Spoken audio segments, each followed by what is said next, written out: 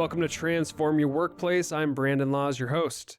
Thank you for tuning in for today's episode. I'm glad you can join us.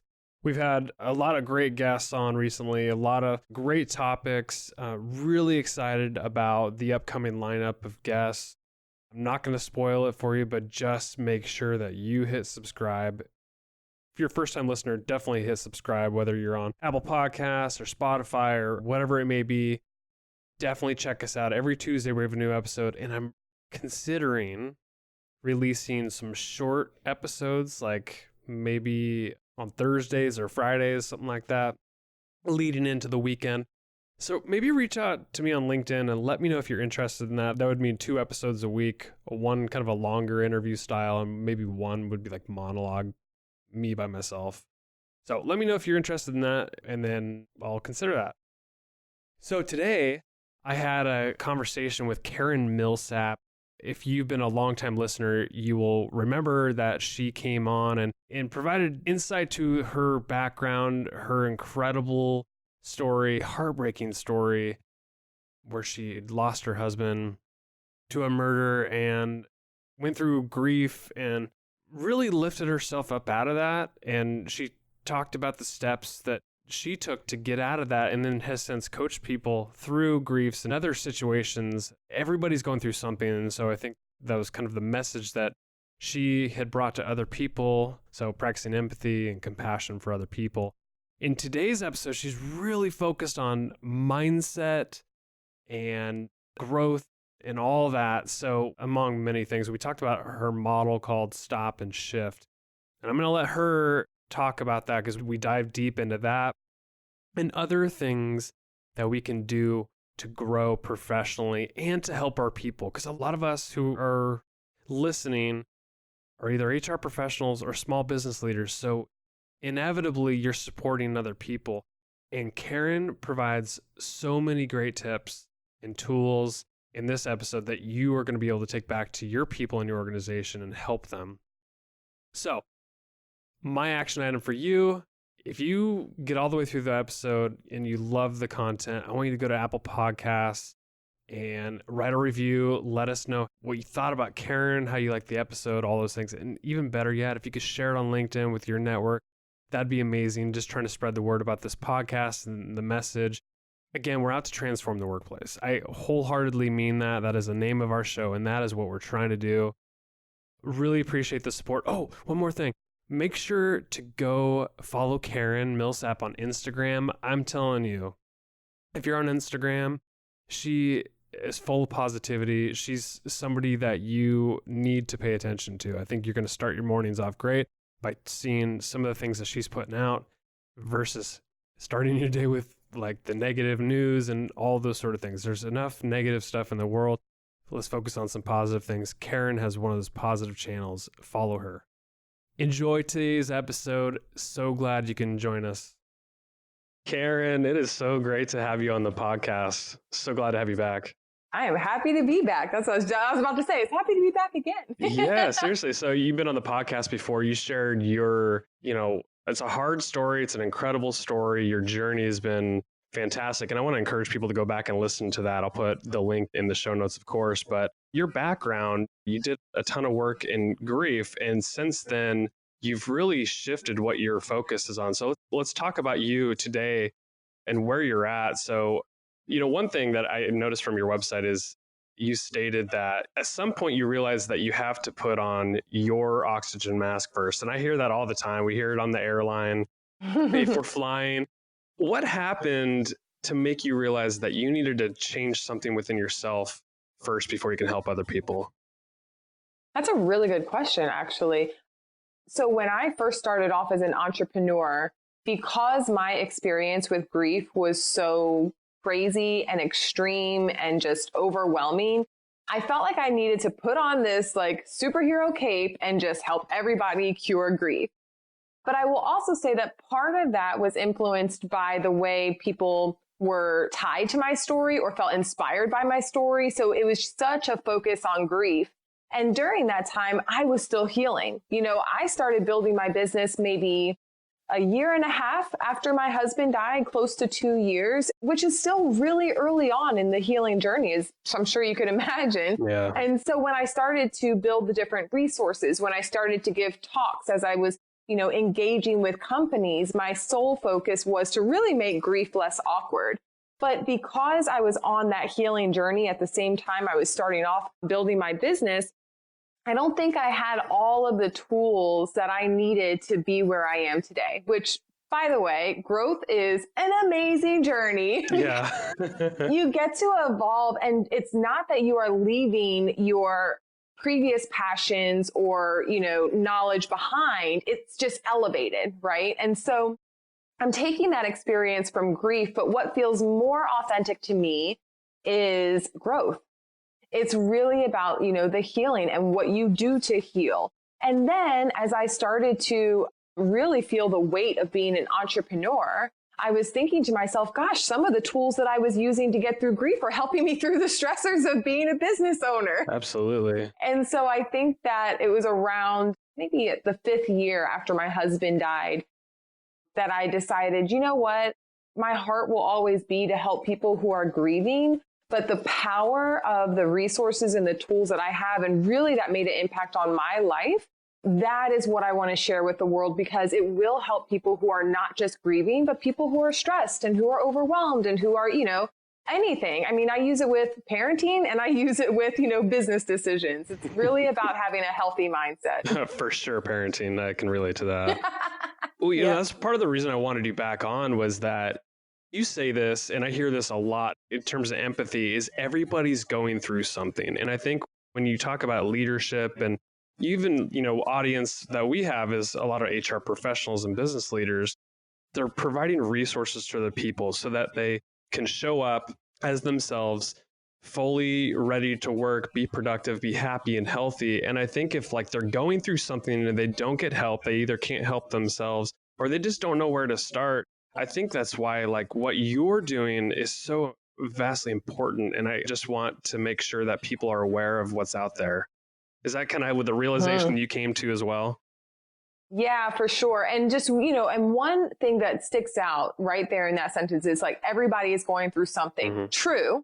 But that does not mean that it is just one major event that they're going through. They could be going through something like just trying to manage their workload and feeling overwhelmed. Or they could be going through something that is not present, but they're working through it mentally or emotionally. And it's happened in the past, but it's coming up now. It's surfacing now, right? So yes, everybody's going through something, but don't just think that it's one thing. It's literally life. It's life overwhelm.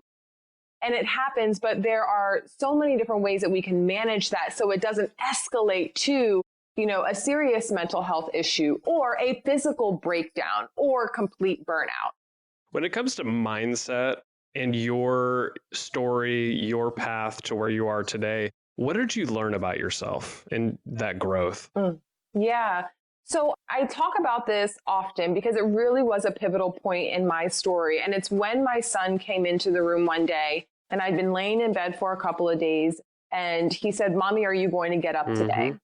And so it was a turning point for many reasons. But one is because I realized that I was focusing on the story that I was telling in my mind, which in that moment was, I lost my husband.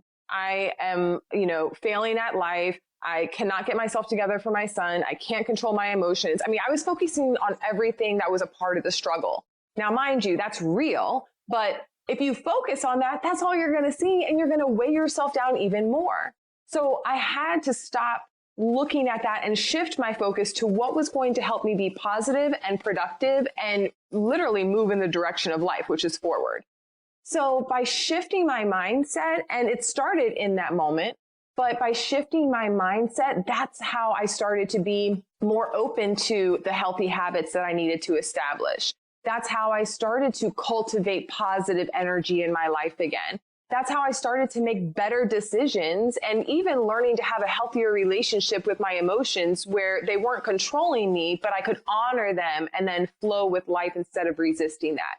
But all of that starts with your mindset. Literally, all of your actions, all of your words, your behavior, everything starts with a thought. And so when I shifted what I was focusing on, that's what helped me to start creating those healthy habits. I love that idea. the stop, the shift. Part of me, I think, with the stop, it's almost a reflection of like where your mind is at. Like you're so in it, you're grieving, you're struggling, for somebody who's so stressed out and they're inundated in their work and just cannot lift themselves out of it. It's almost like reflecting on how you're feeling in the moment, but also, I think to your point, is really silencing those negative thoughts that are eating away at you, right? Mm-hmm. That's right. And so STOP stands for silence thoughts on purpose. I mean, we could pull so much out of that, but yes, exactly what you're saying. It starts with awareness, right? You have to be aware of the thoughts that are running through your mind. And so one way for people to do that, I love to teach, so I'm going to throw something out there for your audience. So one way for you to start strengthening your awareness is to simply do this. I'm going to ask you to participate, Brandon. Okay, I'm in. In your mind, say hello. Now, say it again. Now scream it. You could hear that, right? Oh my gosh, yeah. That's so funny, yeah. You can totally note that's the same way that you need to notice your thoughts. Now, what happens is we lose that moment between our thoughts and our reaction because we're wired to just go, go, go, go, go, right? But if you could just, and I actually learned this concept in this wonderful book, The Untethered Soul, if you could fall behind that energy. It's such a great book. Such a good book. Yeah. Put that in the show notes. But so if you could fall behind the energy that's driving that emotions, it's going to allow you to see your thoughts. And the same way you just heard hello is the same way that you can separate yourself from the thought so that you can then choose your reaction, choose your words, choose how you show up.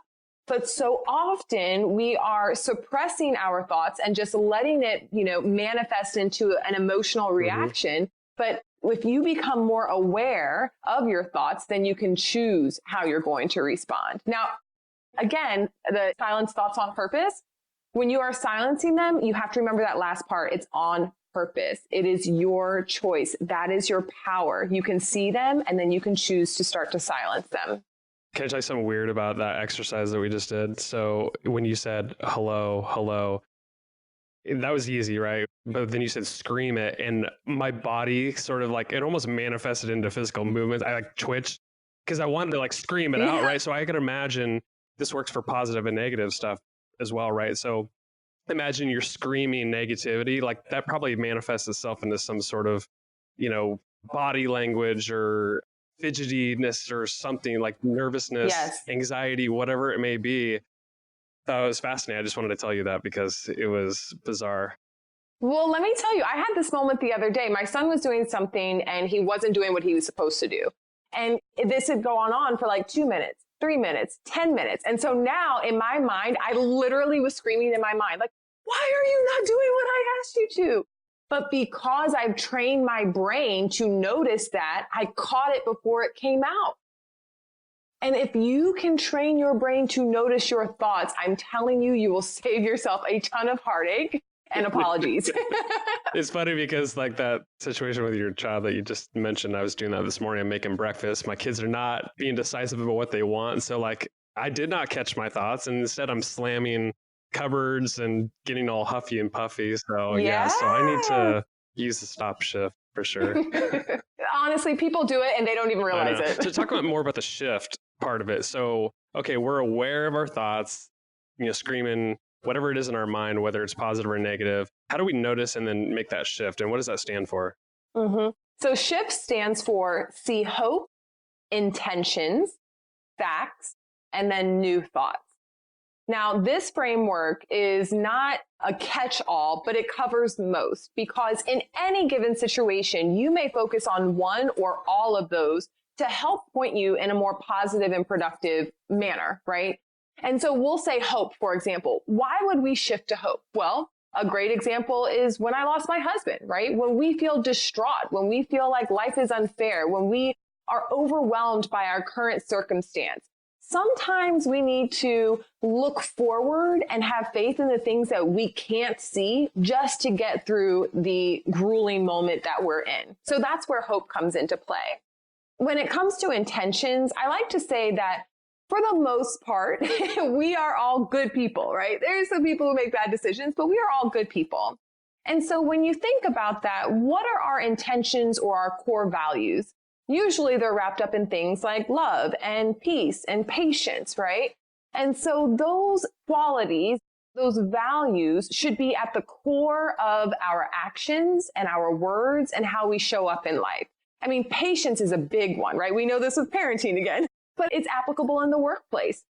So when you're ever in a situation where your thoughts are taking you to a reaction that is possibly negative and you're silencing them, you can really check your intentions to say, wait, am I showing up with patience or peace or goodness or love? Like, let me check myself before I jump into this situation, right? And always, if you can come back to those core values, it's going to help you choose. Now, that's not saying you're going to know exactly what to do, but it's going to help you get centered and find your calm before you decide what that action is going to be.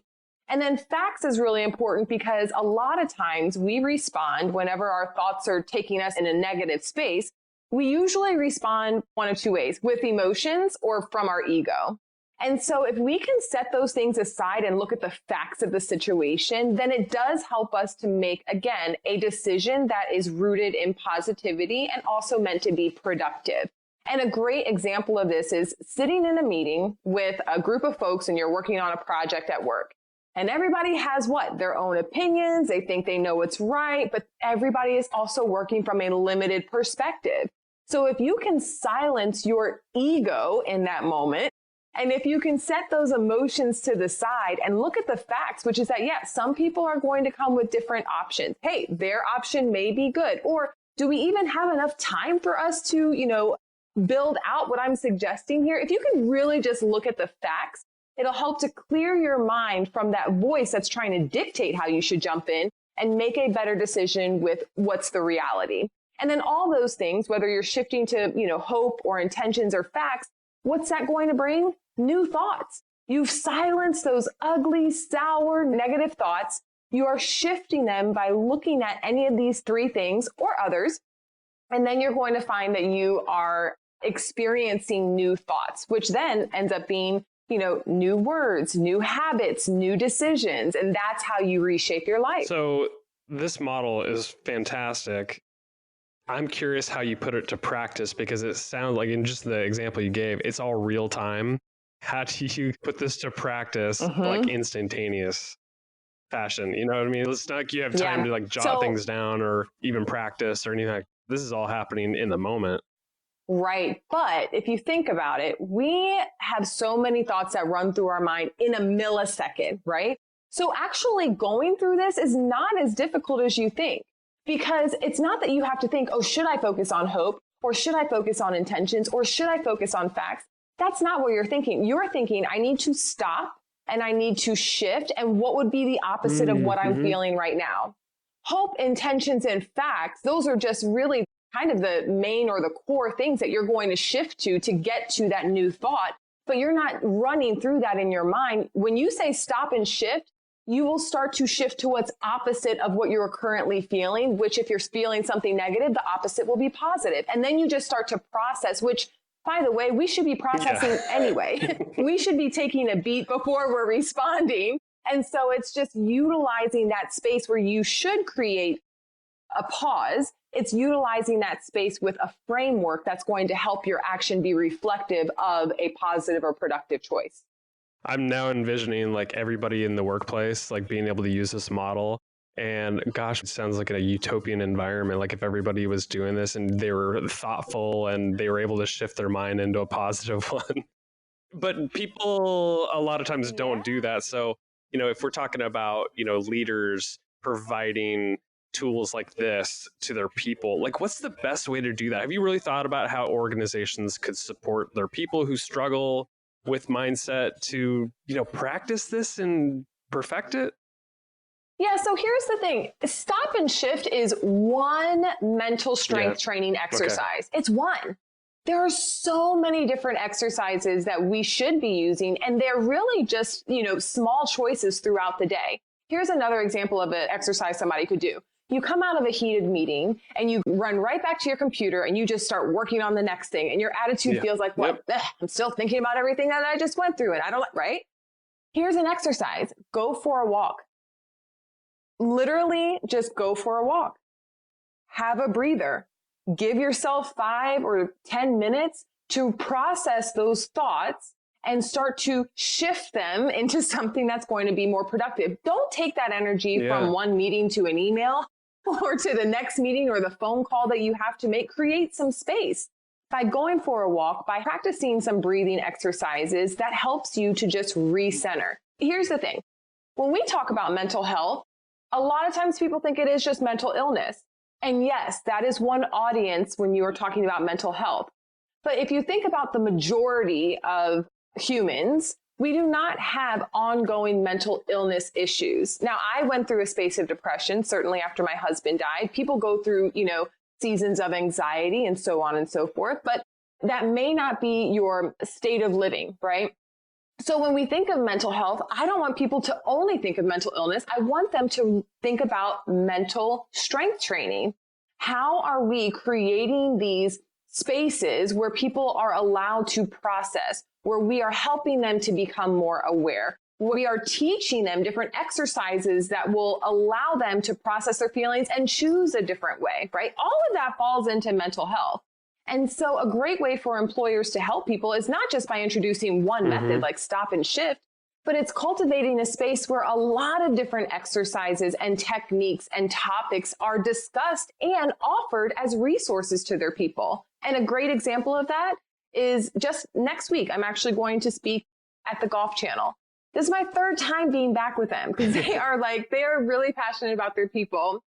And this time they've asked me to come and do a keynote to kick off their wellness week. Entire week that is giving them a ton of resources. And many times the wellness week, what seemingly focus on physical stuff like yoga or meditation, but that feeds your mental health too. So it's like just giving a breadth of exercises and resources to your people so that they can start to apply that to their total well-being. You know what's really fascinating to me, Karen, is that I don't know if it's just maybe I have more awareness around it, but it seems like people are really willing to talk about either mindset or mental health, either in the workplace or as a society. Like, what has changed that's made it safer to talk about it? Was it there's a stigma around it, or is there more tools and resources where we know more about it? Like, from your perspective, what's changed?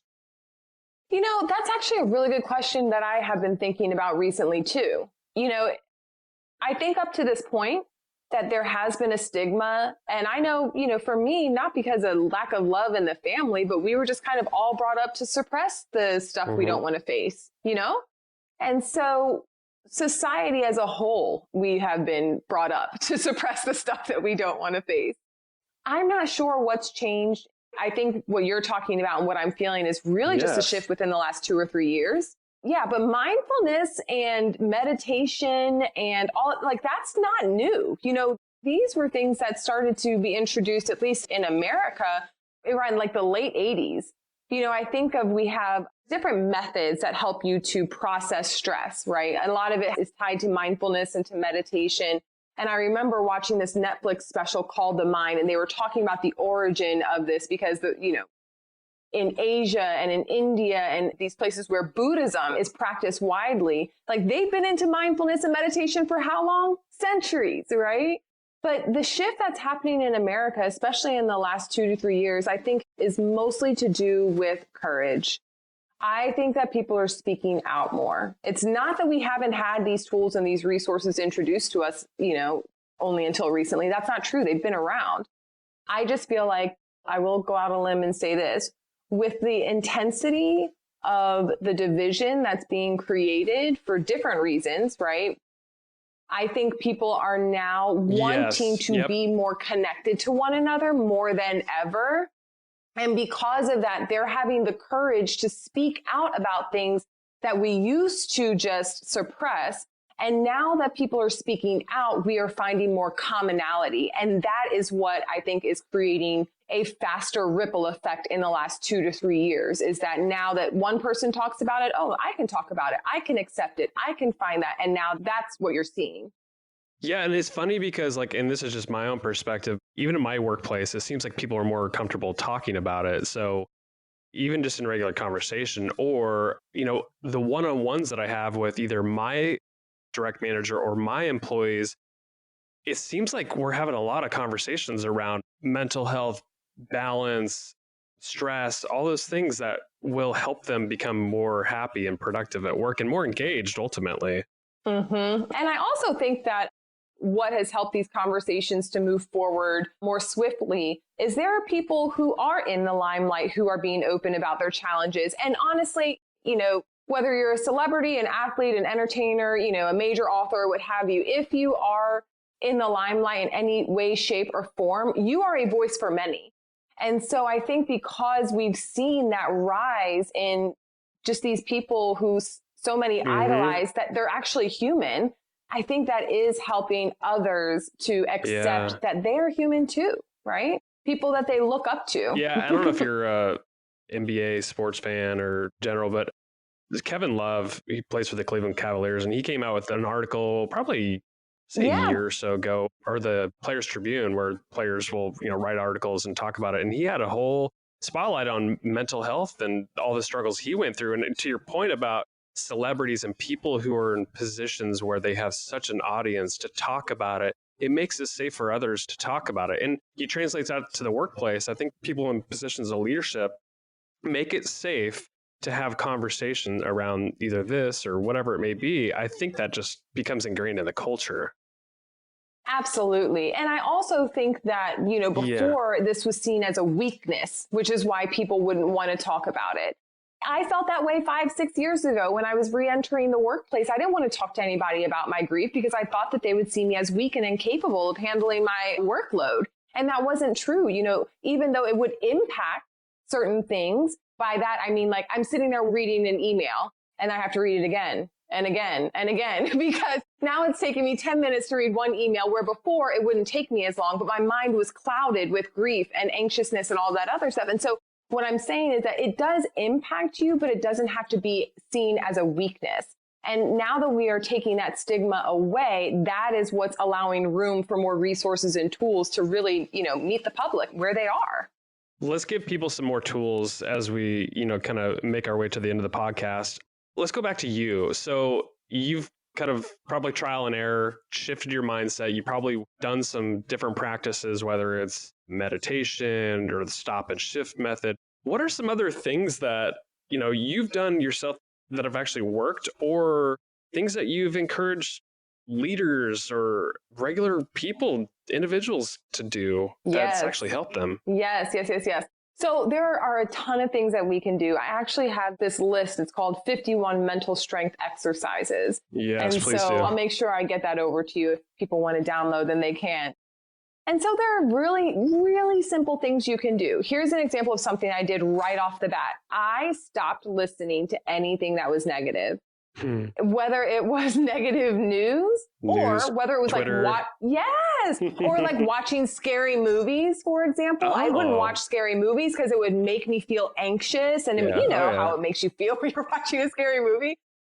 So it's distancing yourself from things that don't feel good. That's one thing that I would say. And everybody can do that. You can take an inventory of the things that make you feel, negative, sad, weighed down, depleted. And those are the things you need to start getting rid of. When you do that, you're making room for the goodness, right? Another thing is to do a digital detox. That's another download that I'll send over to you. I created this No, who's going to do that? No, I'm kidding. Well, what I did was I broke it down into 5 days. Yeah. So you can do a 5-day digital detox that just helps to give you some space from your devices and from social media, because we are so on with these things that we are not giving space to reflect inward. And what happens is, remember, we talked earlier about stop and shift. And you said, well, how do we break this down in real time? Doing little things like distancing ourselves from distractions and spending time looking at our thoughts, focusing on our thoughts and sitting in stillness helps you to then stop and shift a lot quicker, right? So if you can practice focusing and training your brain on a day-to-day basis, for example, when you're in the shower, pay attention to your thoughts. That's where everybody's mind goes wild, right? Just listen to those thoughts. Pay attention to them. It doesn't mean you have to own them. You should be watching them float by like bubbles, right? And so focusing on your thoughts in different ways is a great way to strengthen your mind.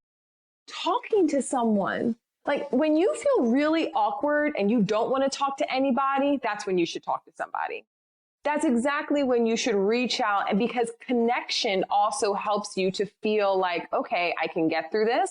Okay, I'm not alone. When we isolate, then that's when we start to have more negative thoughts, right? So if you can open up about what you're feeling and talk to somebody, then that helps to create the support system that we need. As you mentioned before, meditation is great. Download Headspace or Calm. You know, they give great meditation exercises, breathing exercises that are less than 10 minutes. It doesn't take much. And here's one, because I know you'll love this. Take a day off work. Oh, you think I'd like that? No, I'd love working. Oh, maybe. I was, yeah. But I don't know if your listeners know, you were able to take a sabbatical. What was that experience like for you, that time away from work? It was bizarre because it took me probably 3-4 days to settle in because I was so used to just being connected all the time. But then once I disconnected, I had so much time and everything slowed down for me. And to your point, I was able to focus on my thoughts, obviously spend time with my family and do things that I normally wouldn't do. So I got to focus on myself and my well-being and all that stuff. And then when you came back, how did you feel? Oh, I was like, why do I worry about shit that doesn't even matter? See? It's funny. Like you just come now you have a healthier perspective. I do, until you probably get back into it. And I think it's a problem a lot of people, probably find themselves in is they might be able to shift their mindset, like I was able to. But as soon as you let that go and you get back into it without recognizing where you're at, like it's easy to get sucked back in. And that's why we have to retrain our brain, right?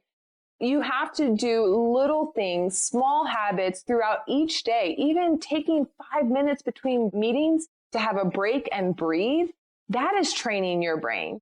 Neuroplasticity helps you to create new grooves in your brain, and those are new habits. Right now, we are habitually attached to work.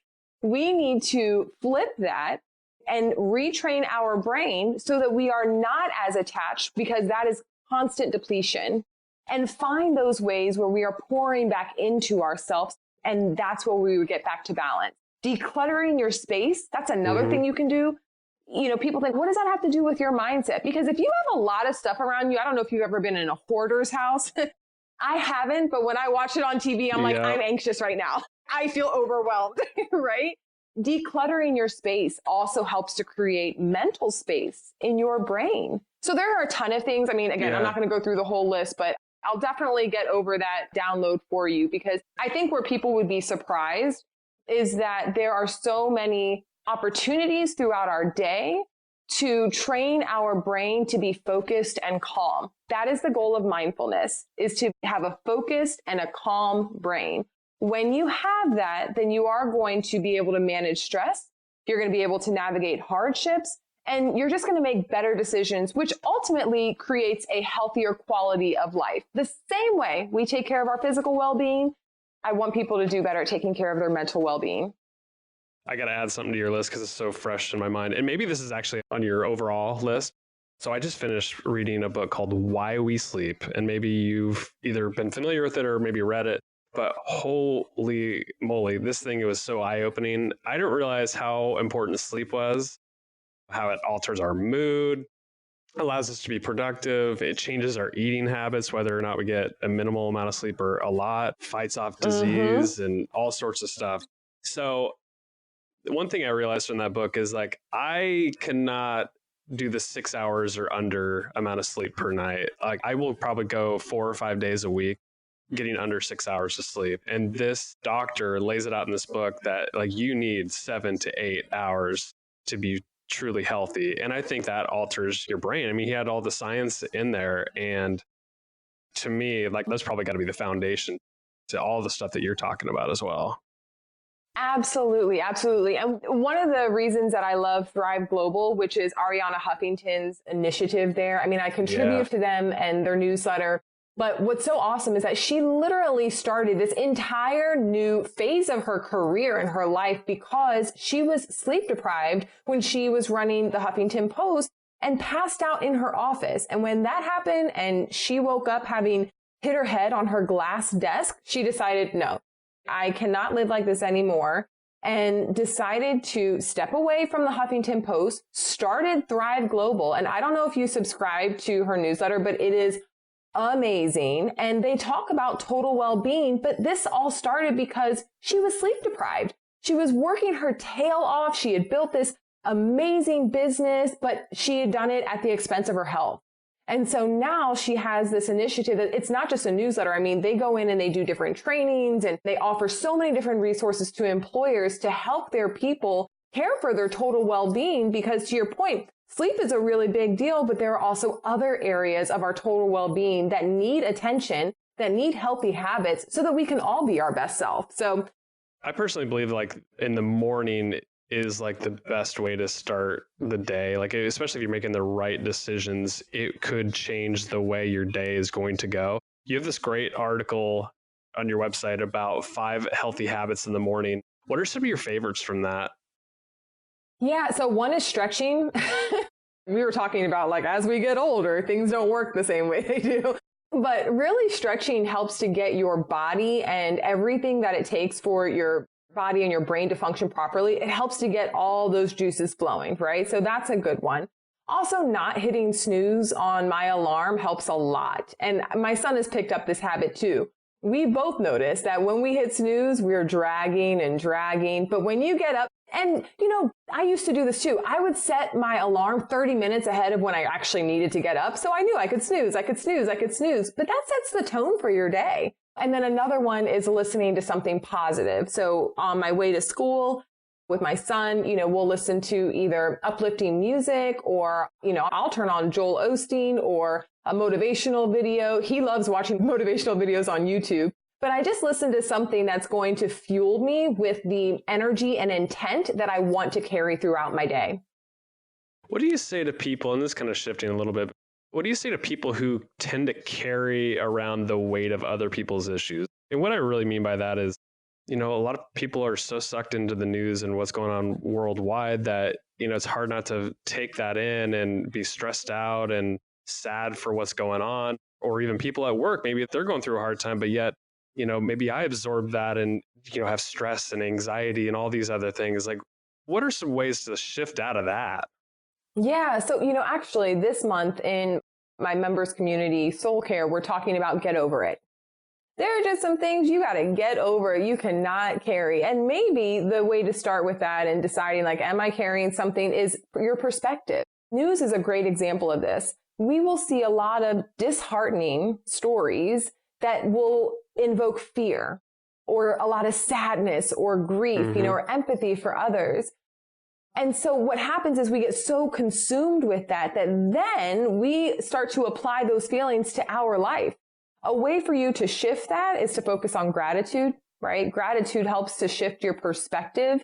A lot of times when we focus on things that are either fearful or things that we don't have, that's what starts to drag us down. But when you focus on things that you do have or things that have gone well, then that helps to shift your perspective to be more positive. And it's not saying that you are naive about, you know, some of these really terrible things that happen, but you are not letting those experiences dictate how you are showing up in life. You are only responsible for yourself. You are not responsible for other people. Now, I don't want people to feel like, okay, if I should do that and it's going to close off my empathy. That's not true, because again, we're talking about training your brain. And the more you train your brain, the more you will be able to move through those natural human emotions and then get to your center, get to your calm, focus your mind on the things that are going to help you be productive and move forward. So that's what it means to kind of in both of those spaces and not numb out those things that are real tragedies. I love that. Karen, this has been so much fun. Honestly, I could just keep talking to you for a long time. You're so positive. Same. I love talking with you. Like, and we got to go. But one thing I wanted to tell people, because I follow you on Instagram, we've become, you know, pretty good friends for digitally, I guess you could say. But you're so positive, and I love following you there. And I don't know if that's where your kind of your main focus is, just where people to follow you. Yeah, I love Instagram. But you just have so many awesome things throughout the day. And if we're truly talking about shifting our mindset from negativity and fear, follow Karen on Instagram. She's the best. Thanks. Where else can people learn more about you and, you know, other things that you're doing? definitely hop over to my website, KarenMillsap.com with 2 L's, because I have a ton of resources there. And when you subscribe to my mailing list, every week I'm putting out something that it's a story, personally. It's tools. It's like a good book, a fun song, like a moment in life. I just want to put as much light into people's lives as possible. And so my weekly newsletter is a great way to also get some resources at your fingertips. But yeah, Instagram is where I love to live. It's a place where you get to curate what you see, and so I follow positive people and people who are putting good into this world. And if you're looking for that, definitely feel free to follow me, because that's my mission. I love it. Karen, thanks so much for coming on the podcast. You are amazing. Well, thanks for having me again and bringing this conversation to so many people. I appreciate that.